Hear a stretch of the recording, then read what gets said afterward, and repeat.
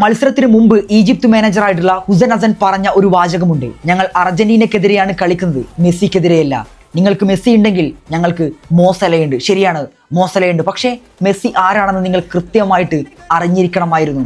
മത്സരത്തിന്റെ 79 മിനിറ്റ് വരെ 2 ഗോളിന് മുന്നിട്ട് നിൽക്കുമ്പോൾ നിങ്ങളുടെ പദ്ധതികളെല്ലാം വിജയിച്ചു എന്ന് തന്നെയായിരിക്കും നിങ്ങൾ കരുതിയിട്ടുണ്ടാവുക. എന്നാൽ മത്സരം അവസാനിക്കുമ്പോൾ 3 ഗോളുകൾ തിരിച്ചടിച്ച് അർജന്റീന ആ മത്സരം സീൽ ചെയ്യുമ്പോൾ നിങ്ങളുടെ മുഖത്ത് ആ ഫ്രസ്ട്രേഷൻ കാണാൻ സാധിക്കുന്നുണ്ടായിരുന്നു. What a game and what a comeback. മത്സരത്തിൽ ലയണൽ സ്കലോണി നടത്തിയ 2 സബ്സ്റ്റിറ്റ്യൂഷനുകളുണ്ട്. ഒന്ന് മാർട്ടിനസിന്റെയും മറ്റൊന്ന് മൊണ്ടിലിന്റെയും. രണ്ടുപേരും മത്സരത്തിന്റെ ഒരു ഇമ്പാക്റ്റ് കൊണ്ടുവരാൻ ഇവർക്ക് സാധിച്ചു എന്നുള്ളതാണ്. അതായത് മാർട്ടിനസിനെ കൊണ്ടുവന്നതിന് ശേഷം അൽവാർസും മാർട്ടിനസുമായിരുന്നു ആ മുന്നേറ്റത്തിൽ കളിച്ചിരുന്നത്. അപ്പോൾ ലയണൽ മെസ്സിക്ക് സ്വാഭാവികമായിട്ട് താഴത്തേക്ക് ഇറങ്ങി വന്ന് പന്ത് ക്യാരി ചെയ്ത് മുന്നോട്ടേക്ക് ക്രോസ് ബോളുകൾ നൽകാനും സാധിച്ചിരുന്നു. അതാണ് ആദ്യ ഗോളിലേക്ക് വഴിയൊരുക്കുന്ന കാഴ്ച നമ്മൾ കാണുന്നത്. രണ്ടാമത്തെ ഗോളിലേക്കും എത്തുന്നതും അത് തന്നെയാണ്. അങ്ങനെ 3 ഗോളുകൾക്ക് ലയണൽ മെസ്സിയും സംഘവും ഈജിപ്തിനെ പരാജയപ്പെടുത്തിക്കൊണ്ട് ക്വാർട്ടർ ഫൈനലിലേക്ക് കടന്നിരിക്കുകയാണ്.